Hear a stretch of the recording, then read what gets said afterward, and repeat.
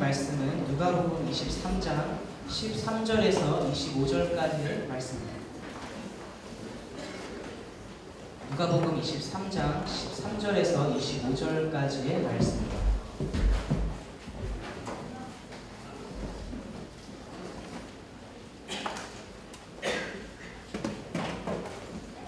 한 절씩 교독하면서 읽겠습니다. 빌라도는 대제사장들과 지도자들과 백성들을 불러 모으고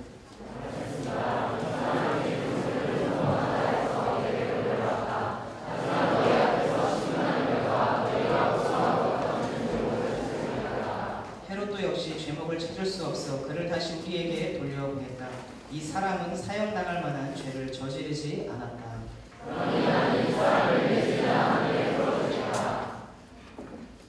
없어요.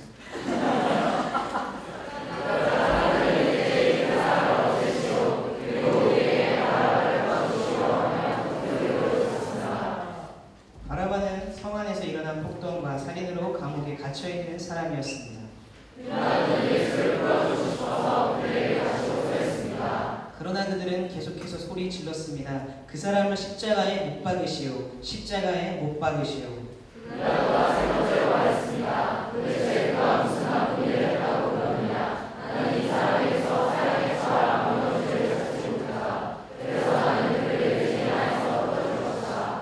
그러나 그들은 더 큰 소리로 예수를 십자가에 못 박으라고 요구했습니다. 그리고 그들의 소리가 이기고 말았습니다. 함께 읽겠습니다. 빌라도는 그들의 요구대로 폭동과 살인으로 감옥에 갇혀있던 바라바를 풀어주고 예수는 그들의 대왕에 던져서 죽였습니다. 이 시간에 목사님 나오셔서 말씀 전해주시겠습니다. 네, 할렐루야, 반갑습니다. 1년을 수고 많으신 것 같아요. 올라와 1년에서 여기 서 있을 때마다 가슴이 콩닥콩닥 뛰어요. 뭘 할까? 다음부터 이런 무리도 던지지 않았으면 좋겠습니다. 제가 기도하고 말씀 나누겠습니다. 사랑하는 주님, 이 시간 하나님의 말씀이 선포되는 시간이 되게 하여 주시옵소서. 사랑이 많으신 예수님의 이름으로 기도합니다. 네. 제가 이전에도 한번 이야기한 적이 있는데요. 제가 제일 싫어하는 게임이 마피아 게임입니다. 놀러가면 왜 마피아 게임을 그렇게 하고 싶어 하는지 모르겠어요. 이제 안 그래도 거짓말 진짜 많이 하는 세상인데 게임마저 거짓말을 해야 한다. 참담합니다. 너무나 절망스럽기 때문에 저는 마피아 게임을 하지 않습니다. 이전에 교회 지체들과 함께 놀러가서 어쩔 수 없이 마피아 게임을 했는데 제가 마피아 게임을 너무 잘하는 거예요. 애들이 와, 전사님 마피아 게임 진짜 잘하시는데 이렇게 이야기하는데 그 말이 칭찬이 아니라 욕으로 들리더라고요. 목사가 마피아 게임을 잘한다. 좋지 않은 것 같았어요. 이제 세상은 정말로 거짓말을 많이 합니다. 우리가 굳이 게임하지 않더라도 엄청나게 거짓말을 많이 합니다. 영국에서 실제로 거짓말 대회가 있었다라고 이야기하는데요. 그 중에 1등 했었던 거짓말이 나는 거짓말을 한 번도 해본 적이 없어서 어떻게 거짓말을 해야 하는지 모르겠어요 라고 이야기했던 사람이 1등을 했다고 합니다. 그만큼 살아가는 사람은 거짓말을 엄청나게 많이 하면서 살아가게 되어 있습니다. 사람들은 왜 거짓말을 하게 될까요? 말씀을 준비하면서 한번 생각해 봤어요. 사람은 왜 거짓말을 할까? 모든 거짓말이 다 똑같지는 않겠지만 거의 대부분의 거짓말은 관계에 있어서 자기가 조금 더 유리한 위치를 선점하기 위해서 하지 않을까라는 생각이 들었습니다. 쉽게 말하면 자기의 욕심을 위해서 한다는 거죠. 진실을 알고 있어야지만 거짓말을 할 수 있어요. 진실을 알고 있음에도 불구하고 그리고 그것이 그렇게 말하면 안 된다는 사실을 알면서도 그렇게 말하면 자기의 욕심이 채워지지 않기 때문에 자기의 이기심과 욕심이 손해보지 않는 방향으로 말을 바꾸어 이야기하는 것이 바로 거짓말이다라는 것입니다. 결국 거짓말은 밖에서 시작되는 것이 아니라 내 안에서 나의 욕심으로부터 시작된다라는 것을 알 수 있죠. 그렇다면 나의 욕심과 나를 위해서 하는 거짓말인데 거짓말을 하고 나면 내 인생 가운데 행복이 찾아와야지 되거든요. 근데 거짓말을 하고 내 인생에 행복이 찾아올 것 같지만 사실 내 인생의 행복은 쉽게 찾아오지 않습니다. 거짓말의 결과가 행복인 경우는 거의 없어요. 결과론적으로 보면 아예 없다라고 봐야죠. 거짓말로 인해서 행복할 것 같은데 거짓말은 결국 또 다른 거짓말을 낳게 될 경우가 많이 있다라는 사실입니다. 거짓말을 하고 나면요, 거짓말했던 자신의 과거를 숨기기 위해서 또 다른 거짓말을 하게 되고 또 더 큰 거짓말. 그 거짓말이 점점 더 사이즈도 커져가고 스케일도 커져가서 나중에는 자기가 감당할 수 없는 아주 커다란 거짓말이 되어버리게 된다라는 겁니다. 그뿐만 아니라 거짓말이 어느 순간 나도 모르게 중독되어서 거짓말을 하지 않고서는 나의 하루 1시간 1분을 유지할 수 없는 그런 중독 현상을 보이기 시작한다라는 거죠. 근데 주의해야 돼요. 거짓말 별것 아닌 것처럼 생각할 수 있지만 인간에게 사단이 공격하는 가장 잘 먹혀 들어가는 공격 중에 하나가 바로 거짓말이다라는 겁니다. 여러분 나이대에서 가장 거짓말을 많이 하는 순간 언제일까 생각해봤는데 물론 단연 연애할 때 가장 거짓말을 많이 하겠죠. 사랑하는 사람이 생기면 그 사람에게 잘 보이기 위해서 거짓말을 하기 시작합니다. 요즘은 좀 그런 거 더 드문데요. 저도 그러던 것 같아요. 저보다 더 나이 많았던 분들은 이제 연상 연하 커플, 여자가 남자보다 나이가 더 많으면 보통 여자들이 거들떠보지 않았기 때문에 남자들이 거들떠보지 않고 잘 모르겠어요. 어쨌든 연상 연하 커플이 이렇게 유행하지 않았을 때는 나이라는 게 굉장히 중요했습니다. 그래서 수많은 남학생들이 대학생들을 사귀기 위해서 고등학생들이 나이를 속이고 거짓말을 하고 누나들을 만났던 그런 기억들이 있습니다. 또 어떤 사람은 학벌을 속이기도 합니다. 또 어떤 사람은 깔창을 이용해서 자신의 키를 속이기도 하고요. 어떤 사람은 화장을 통하여 얼굴을 속이기도 합니다. 물론 여러 가지 속이는 게 많지 않고 여러 가지 거짓말이 있지만 그 중에 가장 큰 거짓말은 자신의 성격을 속이는 것이 아닐까 싶어요. 완전 멋진 남자인 척, 쿨한 남자인 척, 도도한 여자이고 정말로 상큼한 여자인 척 하지만 시간이 지나면 지날수록 마음 가운데 두려움이 몰려오기 시작합니다. 언제 나의 본 모습이 다시 드러날까라는 두려움이 있는 거죠. 그래서 더 큰 거짓말을 계속하게 되는 거예요. 끊임없이 나를 숨기기 위해서 거짓말 하다 보면 그 거짓말을 감당하지 못해서 선택해야 되는 순간이 찾아옵니다. 더 큰 거짓말을 못하는 거죠. 그러면 어떤 사람은 자존심을 내려놓고 솔직한 모습을 상대에게 보여주든지 아니면 그냥 헤어져 버리는 거죠. 계속해서 거짓말을 하면서 상대를 만난다는 것은 정말 어렵습니다. 왜냐하면 처음에 거짓말에서 만날 때는 설렘이라는 것이 있어서 그것을 가려주지만 시간이 지나면 만남이 기쁨이 아니라 거짓말 때문에 부담이 되기 때문에 그 사람을 만나는 것조차 어려운 그 결론에 도달하게 됩니다. 그래서 여러분들 연애할 때 절대로 거짓말하지 마세요. 여러분의 본 모습 그대로를 받아줄 수 있는 사람을 만나야지 거짓말하고서 결혼에 이르게 되면 그것처럼 저주받은 게 없다라는 겁니다.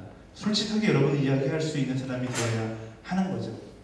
어쨌든 이처럼 거짓말은 선하지 못한 거지만 우리의 삶 가운데 우리의 사회 가운데 너무나 깊숙하게 자리 잡아 있습니다. 그래서 거짓말하면 행복할 것 같지만 사실상 피곤한 내일을 찍어내는 것이 바로 거짓말이다라는 거예요. 오늘 말씀을 나누면서 거짓에 대해서 거짓말에 대해서 함께 나누어 보려고 합니다. 오늘 말씀에 보면요 거짓말을 하는 한 사람이 등장하는데 그 이름이 총독 빌라도예요.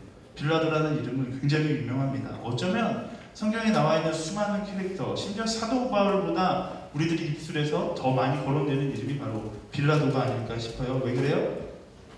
네, 사도신경에 빌라도가 나와 있어요. 사도신경 띄워주실래요? 준비됐나요? 네, 보면 다 띄워져서 전능하사 천지를 만드신 하나님 아버지를 내가 믿사오며 그 아들 주 예수 그리스도를 믿사오니 이는 성령을 잉태하사 동정녀 마리아에게 나시고 본디오 빌라도에게 고난을 받으사 우리는 적어도 한 달에 한 번 정도는 본디오 빌라도의 이름을 뒷먹이는 거죠. 아시죠? 전통교회에서는 매주 본디오 빌라도의 이름을 이야기하면서 이 사람이 예수님을 십자가에 못 박았다라고 이야기합니다.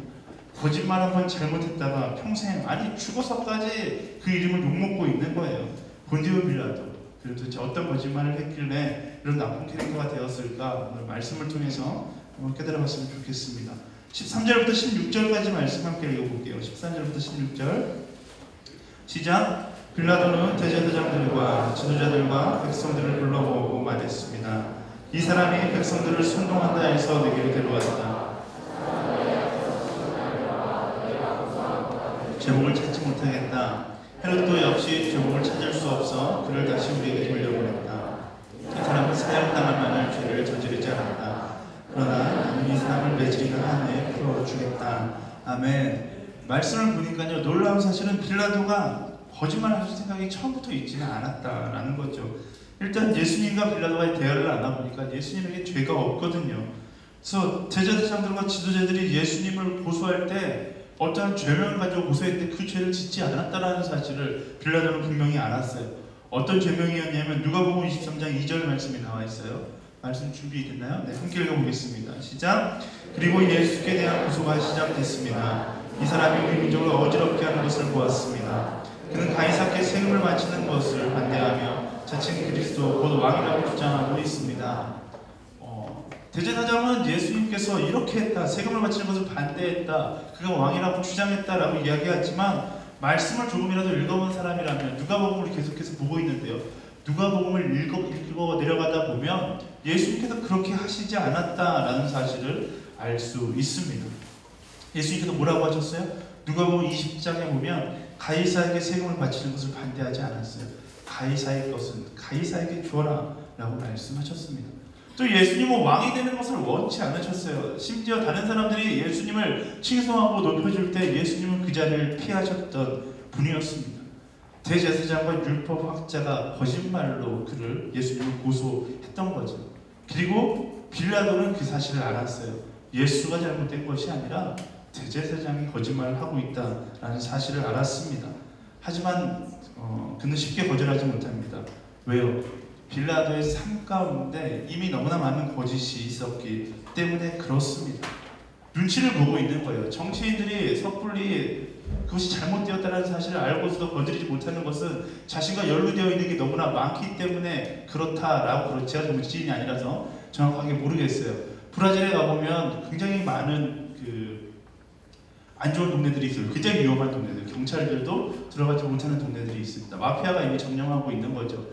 그런데 그 마피아를 청산해야 되는 거예요. 월드컵도 하고 올림픽도 하기 때문에 청산해야 되는데 할 수가 없어요. 아무도 나서지 못하는 거예요. 왜요? 정부랑 너무 많이 연루되어 있기 때문에 나서지 못하는 거죠. 결국 이런 빌라도도 똑같은 상황 가운데 있는 거예요. 대제사장과 결탁되어 있는 비리들이 너무나 많다 보니까 대제사장이 거짓말을 하고 있음에도 불구하고 그 빌라도는 선뜻 진리를 외칠 수 없었다라는 것입니다. 그래서 타협하는 거죠. 그래서 내린 결론이 이 사람은 죄가 없다. 하지만 너희가 원하니까 저도 죽이지는 않더라도 매질은 하고 보내겠다라고 이야기합니다. 그들의 눈치를 보고서 판결하는 거죠. 상대방의 시선을 바라보기 시작하면, 그리고 내 안에 정직이 있지 못하면 그때부터 거짓말을 하게 된다라는 사실을 우리는 말씀을 통해서 알 수 있습니다. 상대방의 눈치를 보기 시작하면, 상대방에게 뭔가 내가 잘못하기 시작하면 내 삶 가운데 억지스러운 거짓말들이 나오게 된다라는 거예요. 어린아이들 보세요. 어린아이들을 보면 거짓말 쉽게 하지 않습니다. 나면서부터 거짓말하는 아이는 아무도 없습니다. 어렸을 때 거짓말의 개념이 없어요. 왜냐하면 눈치를 보지 않거든요. 욕심이 없거든요.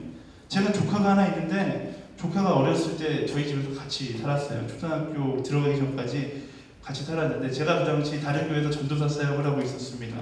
근데 그 교회에 한 자매가 있었는데, 저보다 나이가 굉장히 많은 자매였는데 저한테 어느 날 와서 이게 고백을 하는 거예요.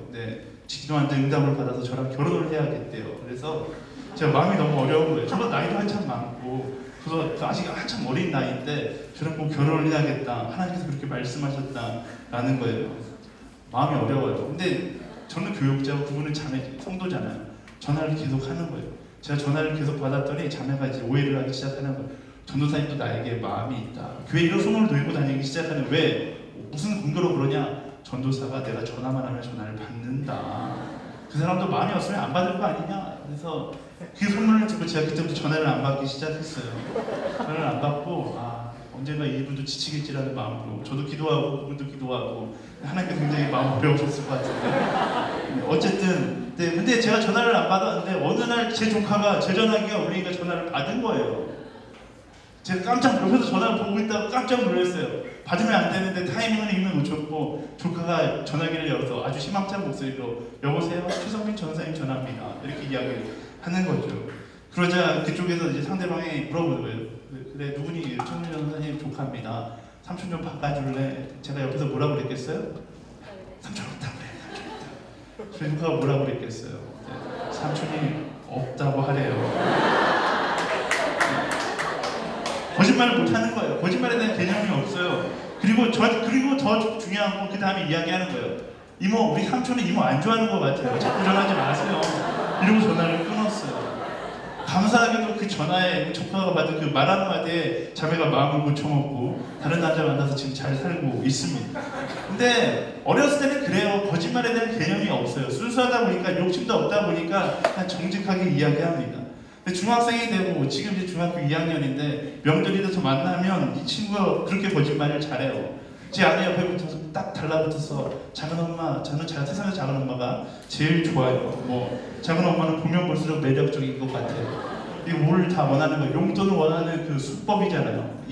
계속 악보를 떨어서 우리 아내로부터 용돈을 받고자 하는 여러 가지 거짓말들을 하는 모습을 볼 수 있습니다. 이렇듯 남들의 시선을 의식하기 시작하고 지식이 쌓여져 가기 시작하면 거짓말이 드러나기 시작하는 거예요. 거짓말을 생활하기 시작하는 것입니다. 거짓말을 시작하는 게 어렵지, 시작하고 나면 순식간에 커다란 거짓말이 되어서 내 인생을 점령해 버리게 된다라는 거죠. 빌라도도 마찬가지예요. 작은 거짓말이었지만 그가 거짓말을 시작한 순간 이미 그는 거짓말의 노예가 되어 버린 것입니다. 빌라도는 로마의 총독이었어요. 로마의 총독이었는데 그가 피지배층의 종교지도자들을 대하는 태도가 뭔가 이상하지 않습니까? 그는 그 이스라엘 백성들을 다스리는 사람이었는데 그 한갓 대제사장이 이스라엘 그 총독에게 와서 이런 부탁을 해준다고 해서 들어준다는 것이 너무나 이상한 거죠. 오늘 이재용 목사님 설교를 들어보니까 이 사건이 일어났던 그 시간이 불과 18시간 만에 이루어졌다라고 이야기합니다. 이게 무엇을 이야기해줘요? 얼마만큼 빌라도가 정직하지 못했고 거짓말을 할 수밖에 없는 배경 가운데 살고 있었는지를 이야기해주고 있는 것입니다. 내 안에 정직이 없으면 결국 거짓된 인생을 살아갈 수밖에 없는 거예요. 내 안에 정직하게 걸어온 길이 없으면 결국 오늘 우리는 거짓말을 해야 한다라는 것입니다. 그리고 결국 거짓을 낳는 결과가 되는 거죠. 사람들은 저마다 생각합니다. 거짓을 통하여 내가 조금 더 성공할 수 있을 것이다. 거짓을 통하여 내가 조금 더 나의 욕심을 채울 수 있을 것이다. 그리고 거짓을 통하여 내가 조금 더 자유로워질 수 있을 것이다 라고 생각합니다. 하지만 실상은 그렇지 않아요. 빌라도의 삶이 그렇지 않았다는 것을 보여주잖아요. 거짓이 더 큰 거짓을 만들고 더 큰 거짓을 만들고 그리고 오늘의 거짓을 만들어 버렸다라는 것을 알 수 있습니다. 우리의 삶 가운데 달콤한 유혹도 마찬가지입니다. 이번 딱 한 번만 거짓말 이야기하겠다 라고 이야기한다. 세상에 이런 말은 없습니다. 이번만 거짓말하겠다. 이번만 거짓말하겠다. 이런 말은 세상에 없어요. 한 번 거짓이 시작되면 영원토록 계속해서 거짓을 이야기해야 되는 것이 바로 거짓말의 법칙인 것입니다. 그래서 여러분들이 정직한 삶을 살아가야 한다라는 거예요. 거짓으로 세상에 가득 차 있다 할지라도 이 세상 가운데 마지막 한순간까지 조그만 것도 거짓에 넘겨주지 않는 인생을 살아가야 한다라는 거예요. 세상이 정말 복잡해요. 왜 복잡해요? 거짓으로 가득 차 있기 때문에 복잡해요. 정의는 항상 간단합니다. 진리는 항상 단순해요. 근데 우리는 이 단순한 진리를 품고서 복잡한 세상을 살아갑니다. 왜요? 거짓된 말을 하기 때문에 그런 거죠. 복음을 외치는 사명이 우리에게 있습니다. 복음을 외치는 사명이 여러분들에게 있어요. 근데 여러분들이 거짓된 마음을 가지고 복음을 외친다면 세상은 그것을 듣지 않아요. 복음의 사명을 가지고 있다라는 이유 하나만으로도 우리는 정직해지고 거룩해질 필요가 있다라는 것입니다. 옆 사람에게 축복하겠습니다. 정직하게 될지어다.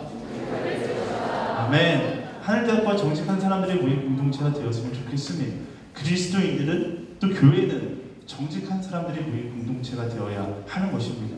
교회는 단순해야 돼요. 복잡해져서는 안 돼요. 상호 이해관계가 복잡한 관계가 되어서는 안 됩니다. 단순하게 진리만을 이야기하고 정직하게. 제가 매번 얘기하잖아요. 그리스도인들은 마피아 게임을 해도 얼굴에 써 있어서 딱 마피아 게임 뽑는 그 순간 얼굴에 마피아라고 적혀져 있어서 제일 먼저 죽을 수 있는 그런 정직한 사람이 되어야 하는 것입니다.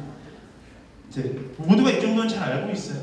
그리스도인으로 정직한 삶을 살아야 된다. 굳이 그리스도인이 아니더라도 세상을 살아가는데 정직한 것이 좋다라는 것은 잘 알고 있습니다. 그럼에도 불구하고 우리는 왜 정직한 인생을 살지 못하는가? 오늘 말씀을 통해서 조금만 더 깊게 알아가 봤으면 좋겠어요. 18절에서 24절까지 말씀 함께 읽으려고 했는데 조금 말씀이 길어요. 네. 이렇게 길 때는 제가 항상 소환해내는 게 바로 11기 MC들을 소환해냈습니다. 11기 MC들에게 어젯밤 전화를 해서 연출을 해달라고 부탁했어요. 네. 준비됐나요? 네, 준비됐죠? 네, 준비된 것 같아요. 네, 제가 말씀을 읽고 이들이 자연스럽게 연기를 할 것 같아요. 제가 읽어보겠습니다. 그러자 사람들은 일제히 하며 큰 소리로 외쳤습니다. 바라바는 성 안에서 일어난 폭동과 살인으로 감옥에 갇혀 있는 사람이었습니다.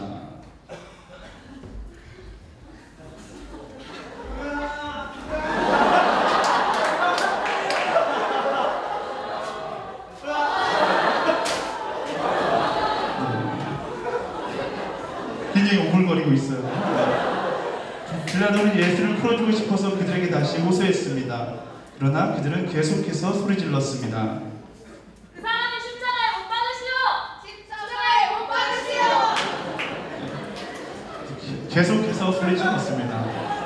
계속해서 소리질렀습니다. 말씀처럼 볼게요. 네, 빌라도가 세 번째로 말했습니다.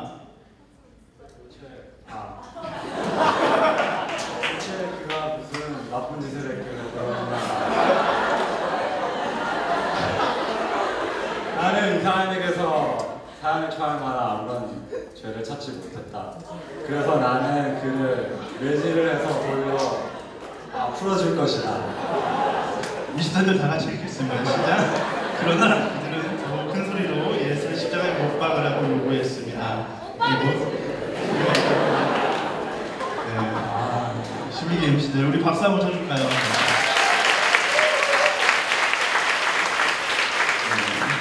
처음 시작은 발령으로 시작했지만 마지막은 훌륭한 드라마로 끝날 줄 믿습니다. 어쨌든 말씀을 보면요, 우리가 무엇을 알 수 있냐면 대제사장과 율법학자들이 이미 다 사전에 계획을 해놨다는 사실을 알 수 있어요. 빌라도는 그들의 작전에 넘어간 겁니다. 사람들을 모았지만 이미 대제사장들 편에 있는 사람들을 다 모아놓은 거죠. 무엇을 통해 알 수 있어요? 그들이 일제히 외쳤다라고 말씀을 기록하고 있습니다. 한 사람이 외친 게 아니라 일제히 외쳤어요. 이미 서로 입을 맞추고서 그 예수를 십자가에 못 박고 바라바를 풀어달라고 이야기하고 있었습니다. 이렇게 되자 빌라도의 마음 가운데 거짓말을 해야 하는 가장 큰 이유가 생기기 시작합니다. 그 이유는 뭐예요? 바로 두려움이라는 이유죠. 많은 사람들이 예수를 죽이라고 외치니까 그의 마음 가운데 폭동이 일어나지 않을까라는 생각이 드는 거예요. 폭동이 일어나면 자신이 그동안 쌓아왔던 커리어가 다 무너질지도 모른다는 두려움이 그에게 몰려왔을 겁니다. 또한 사람들의 마음을 얻지 못하면 그는 실패한 리더, 실패한 지도자라고 평가받을 것이라는 두려움이 그의 마음 가운데 찾아왔습니다. 그리고 진리를 알고 있었음에도 불구하고 그 두려움에 떠밀려서 거짓을 선택하게 되는 거죠. 스스로 거짓말쟁이가 되는 것을 선택한 겁니다. 두려움에 떠밀려 거짓말을 하게 됐지만 결국 빌라도는 인류 역사상 가장 많은 사람에게 원망의 소리를 듣는 이름이 되어 버린 거죠. 우리는 빌라도의 이름을 이야기하면서 옳지 못한 선택한 자라고 이야기하지만 정작 우리의 모습을 돌아볼 때 예수님의 논리에 치자면 얼마나 많은 사람들이 빌라도를 향해서 손가락질할 수 있는 사람이 있을까요?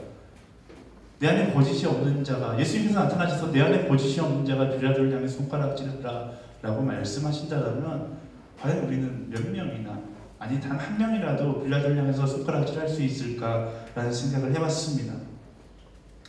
오늘의 세상은 너무나 많이 거짓으로 채워져 있습니다. 경쟁사회다 보니까 모두들 자연스럽게 조금 더 내가 빛날 수 있으면 그냥 어색하지도 않게 거짓말을 이야기하는 삶을 살아갑니다. 자소서를 쓰다 보면요, 여러분 자소서 많이 쓰잖아요. 자소서를 쓰다 보면 이게 내 얘기인지 다른 사람 이야기인지 헷갈릴 때가 많이 있어요.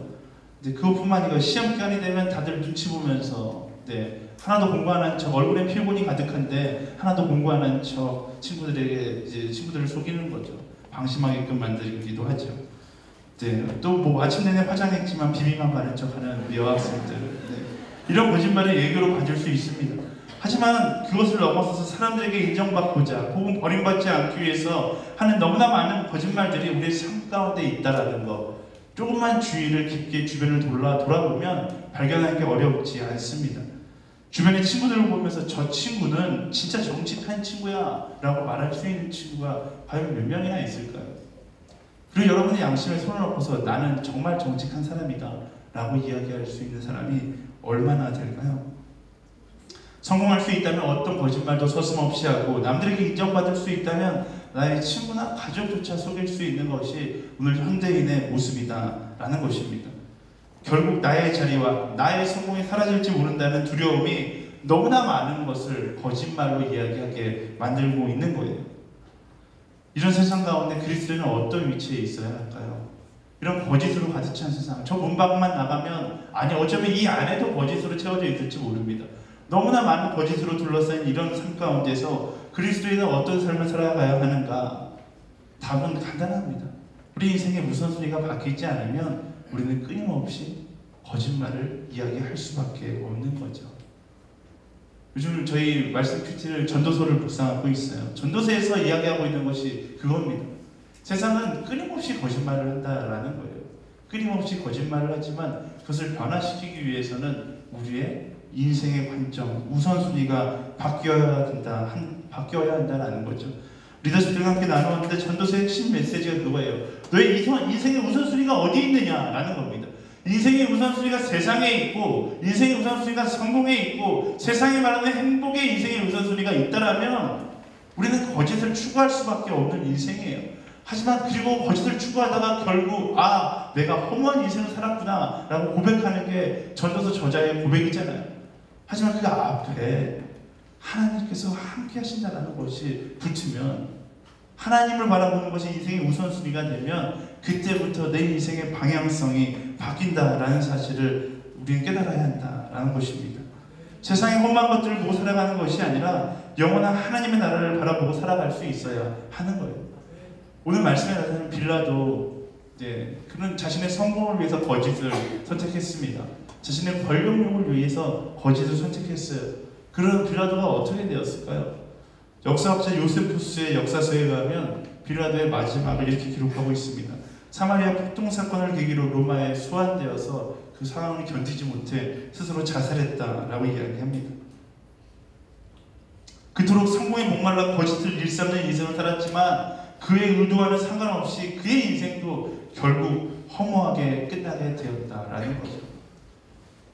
거짓말을 해가면서까지 자신의 인생과 행복을 찾았지만 전도자의 고백처럼 인생은 허무하다라는 결론을 얻고 스스로 인생을 포기했다라는 거예요. 거짓을 통하여 희망찬 내일을 만든다고요? 아니요. 결국 허무하고 비참한 체험만이 거짓의 결과로 기다리고 있는 것입니다. 거짓과 욕심을 품고 살아가면요, 최선의 선택을 할 것 같지만 결국 두려움에 쫓기는 인생을 살아갈 수밖에 없게 되는 거예요. 잘 알잖아요. 여러분도 거짓말하고 나서 마음 가운데 평안함이 있는 사람이 있습니까? 아무도 없어요. 거짓을 선택하면 어떻게 보면 세상의 기준으로 볼 때 성공 가운데 있는 것처럼 보이지만 내 마음은 두려움의 길을 걸어가고 있게 된다라는 것입니다. 하지만 정직과 거룩을 선택하면 미련한 선택을 한 것처럼 보이지만 하나님과 함께할 때 생기는 두려움, 그 담대함과 용기가 나를 따라오게 되어 있다라는 것입니다. 여러분 인생 스스로에게 물어보십시오. 여러분 지금 자신에게 물어보세요. 나의 인생에 두려움이 있는가? 아니면 담대함이 있는가? 만약 여러분의 인생 가운데 두려움이 있다면 여러분의 인생에 있는 거짓을 제거해 나아가야 하는 것입니다. 그것이 믿음이에요. 내 인생의 거짓을 제거하면 죽을 것만 같고 실패할 것만 같고 뒤처질 것만 같지만 하나님께서는 뒤처지는 것 괜찮다라고 말씀하세요. 무엇을 원하시는 거예요? 우리 안에 거룩과 정직한, 여러분 한 사람 한 사람이 거룩한 정직한 교회가 되는 것을 하나님께서 원하신다라는 것입니다. 정직하게 살아가야죠. 그리스도인들이 정직하지 못한 것 너무나 안타깝습니다. 아마 저보다 하나님이 훨씬 더 안타까워하시겠죠. 요즘 세상을 보면요, 세상 가운데 자살률이 정말 높거든요. 얼마 전에 나온 조사에 보니까 OECD 국가 중 여전히 한국이 최고의 자살률을 기록하고 있습니다. 한국은 매일 40여 명의 사람이 자살을 한다라고 해요. 기록되지 않는 사람들까지 포함하면 거의 100명에 가까운 사람이 자살을 할 거다라고 예상합니다. 그뿐입니까? 점점 더 많은 우울증 환자들이 늘어나고 있습니다. 조사를 보니까 매년 2배에 가까운 숫자로 우울증 환자들이 늘어나고 있다라고 이야기합니다. 2배라는 건 엄청난 속도예요. 불과 몇 년 지나지 않아서 한국의 절반 이상, 또 몇 년 지나지 않으면 모두가 다 우울증 환자가 될 수 있다라는 숫자입니다. 이런 현실의 수치들이 알려주는 게 뭐예요? 너무나 많은 사람들이 거짓말에 속아서 힘들어하는 인생을 살아가고 있다라는 것입니다. 근데 더 충격적인 사실은 뭔지 알아요? 교회에 나오는 사람의 숫자는 점점 더 줄어들고 있다라는 거죠. 인생 가운데 소외감을 느끼고 실패했고 좌절했고 나는 더 이상 될 수 없다라고 인정하는 사람들이 찾아갈 곳이 교회가 아니다라는 거예요. 교회 안 올 수도 있지 라고 생각할 수 있지만 교회는 그들에게 마지막 힐링 캠프 같은 곳이 되어줘야 하는 거죠. 그들이 교회를 볼 때 뭐라고 생각하는 거예요? 교회도 세상과 똑같다라고 생각하는 거죠. 세상처럼 거짓이 난무하고 그냥 거짓이 이끌어가는 곳이 교회다라고 생각하기 때문에 교회에 희망을 갖지 않고 그들이 찾아오지 않는 거예요. 사랑하는 여러분, 이런 오늘의 모습 가운데 하나님께서 여러분들에게, 저에게, 교회에게 요구하시는 것은 바로 정직의 회복이고 다시금 거룩한 성전을 세워 나아가라라는 것입니다. 거짓이 난무한 세상 가운데 거룩과 정직으로 사람을 회복시킬 수 있는 공동체가 필요하다라는 거예요. 적어도 교회에 와서는 사람의 눈치를 보지 않아도 되고 교회에 와서는 내가 인정받지 않아도 된다는 사실, 내가 잘하지 않아도 여전히 하나님께서 나를 사랑하신다는 그 사실을 바로 여러분들, 내 옆에 있는 사람을 통해서 느껴야 되는데 그것을 느끼지 못한다라면 우리조차 아직 거짓에서 벗어나지 못하고 있다는 것을 이야기하는 거잖아요. 교회는요, 멀쩡한 사람들이 모이는 곳이 아닙니다. 예전에도 여러분들에게 이야기했지만 이 자리는 멀쩡한 사람들이 모이는 곳이 아니에요. 상처받고 소외받고 인생 가운데 실패한 사람들이 모여드는 거예요. 그리고 이곳에서 거룩한 정직한 하나님의 사람을 통하여서 회복되는 역사가 일어나는 공간이 바로 교회인 것입니다. 그게 하나님께서 원하시는 교회의 모습이에요.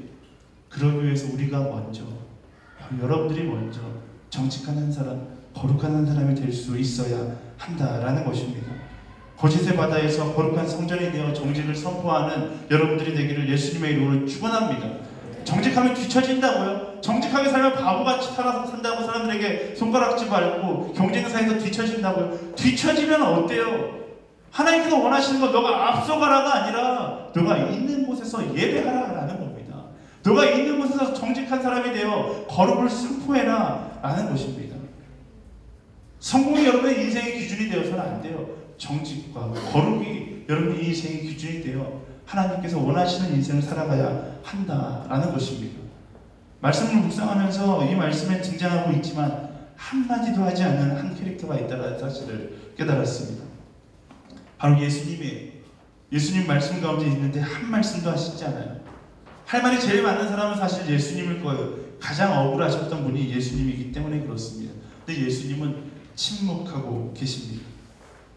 근데 이 침묵에는 많은 의미가 있는 것 같아요. 예수님은 혁명가가 아니었습니다. 그 자리에서 여러 가지 말을 하시지 않았어요. 그는 그가 있는 자리에서 그의 방법으로 묵묵하게 사랑하고 있습니다.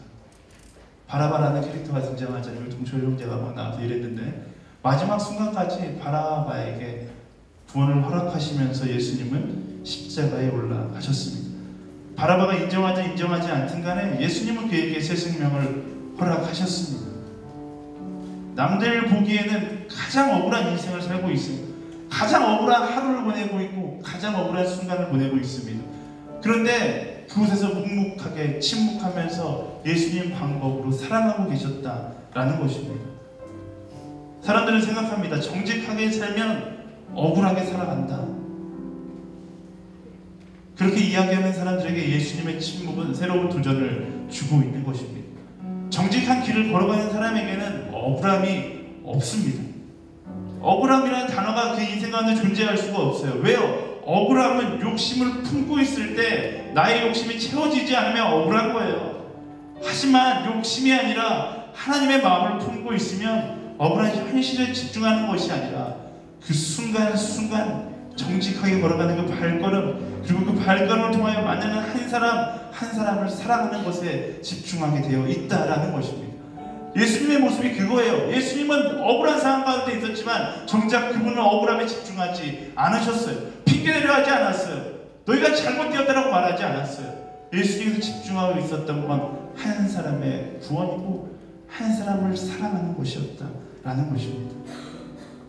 세상 사람들 가운데 많은 혁명가들이 있습니다. 특별히 크리스찬 혁명가들은 거짓을 욕하고 정직의 억울함을 이야기하면서 세상을 변형시키려고 합니다. 하지만 중요한 것을 잊으면 안 돼요.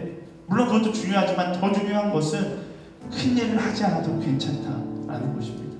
내가 한 사람을 사랑할 수 있다라면, 한 사람을 위해 살아갈 수 있다라면 큰 일을 하지 않아도 괜찮다라는 겁니다. 저는 여러분들에게 권면하는데 자꾸 큰 일을 하려고 하지 않았으면 좋겠어요. 공동체 안에서 자꾸 큰 일을 하려고 할 필요 없어요. 큰 일을 하려고 하다 보면 나도 모르게 내 안에 욕심이 생겨서 그 욕심에 휘둘리게 됩니다. 하나님께서 그걸 원하시는 게 아니라 작은 것부터 사랑할 수 있는 사람이 되기를 원하시는 겁니다. 내 안에 거짓을 내려놓고 정직할 수 있는 한 가지부터 실천해 나아갈 수 있는 사람이 되어야 하는 거예요. 사랑하는 여러분 한 사람 한 사람은 거룩한 교회입니다. 거짓과 공존할 수 없어요. 거룩한 교회는 거짓과 공존할 수 없는 것입니다. 우리 인생 가운데 내가 거룩한 교회라면 내 인생 가운데 끼어있는 거짓들을 하나씩 제거해 나아갈 수 있어야 하는 것입니다. 저는 하늘대학부를 하기 위해서 기도할 때마다 하나님께서 주시는 소망이 있어요. 뭐냐면 하늘대학부가 이 시대에 상처받은 사람들을 치유하는 힐링 캠프가 될 것이다 라는 것입니다. 멀쩡한 사람들이 모이는 것이 아니라 세상 가운데 상처받고 세상 가운데 더 이상 갈 데 없는 사람들이 모여들어서 세상 사람들은 그런 사람들이 자기의 공동체에 들어오면 어우 저런 사람들 왜 왔어? 이렇게 이야기하지만 우리는 정말로 하나님의 마음으로 그들을 품고 그들을 회복시키는 회복의 공동체, 그렇게 거룩한 하나님을 닮은 공동체, 그런 공동체가 될 것입니다. 사랑하는 여러분 이제 옆 사람을 바라보세요. 여러분의 주변 사람을 바라보세요. 거기서부터 시작하는 겁니다. 바로 그곳에서부터 시작하는 것입니다. 순장은 숨어가면서 순원들을 바라보세요. 거기서부터 시작하는 거예요. 말 잘하는 순장, 잘생긴 순원에 있는 순, 그게 중요한 게 아니라 정직하게 나의 마음을 이야기할 수 있는 순, 거기서부터 시작하는 것입니다. 세상은 점점 더 거짓으로 가득 채워져 갑니다. 그런 세상 가운데 하나님께서 여러분을 보내신 건 그 세상 가운데 정직을 심기 위해서 여러분들을 보내셨어요. 우리의 비전, 정직과 거룩에 있어야 하는 것입니다. 우리의 비전 400명, 500명 되는 하늘 공동체? 아니요. 그게 아니에요. 정직과 거룩한 공동체가 되는 것에 있어야 하는 겁니다. 나의 비전이요, 국회의원, 의사, 변호사, 잘 나가는 사람 거기에 있는 것이 아니라 먼저 정직과 거룩한 한 사람이 되는 것이 바로 여러분들의 비전이 되어야 하는 것입니다. 아멘. 아멘. 우리 옆 사람에 선포하겠습니다. 정직과 거룩한 사람이 될지어다. 아멘. 말씀을 정리하면 우리 함께 기도했으면 좋겠는데요. 거짓이 우리의 인생을 이끌어가면 우리의 인생은 두려움으로 가득 찰 수밖에 없습니다. 우리 인생이 몰고 가는 차는 좋은 차처럼 보일 수 있겠죠. 벤츠나 BMW처럼 보일 수 있어요. 하지만 그 차에 실려 있는 것이 거짓이라는 시한탄이라면 과연 그것이 기쁠까요? 기쁨이 아니라 마음 가운데 엄청난 두려움이 있겠죠. 하지만 내 차가 티코이라 할지라도, 심지어 내 차가 자전거라 할지라도 그 자전거에 함께 타고 계신 분이 하나님이시라면 우리는 참된 평안을 누리며 살아갈 수 있는 것입니다. 인생의 자동차가 벤츠가 되고 BMW가 되는 것을 구하며 사는 인생이 아니라 내 인생의 자동차는 초라할지라도 내 인생의 그 차 안에 하나님과 함께 거하기를 구하는 인생을 살아가십시오. 그때 바로 여러분들이 천국을 경험하게 될 것입니다. 이 땅에서 천국을 경험하는 방법이 있어요. 바로 하나님과 함께 걸어가는 거죠. 수많은 사람들이 돈으로 천국을 경험하려고 했습니다. 자신의 권력으로 천국을 경험하려고 했습니다. 하지만 다 허무하게 끝났어요. 하지만 말씀은 이야기합니다. 주 예수와 동행하며 너희가 천국을 경험하게 될 것이다. 나의 상황은 변하지 않지만 나와 함께 하신 하나님이 여러분의 마음 가운데 참된 평안으로, 참된 승리의 하나님으로 함께 하실 줄 믿습니다. 내가 있는 곳이 초라할지라도 정직과 거룩하게 하나님을 의지하며 나아가십시오. 하나님과 동행하며 나아가십시오.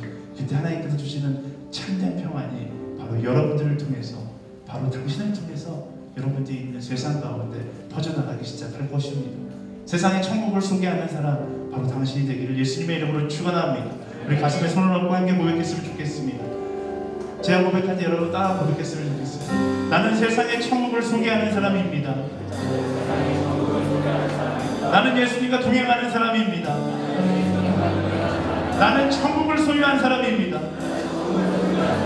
나는 정직한 사람이 되겠습니다. 나는 거룩한 사람이 되겠습니다.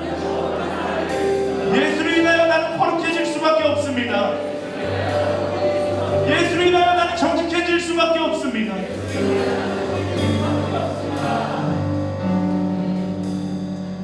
함께 찬양하며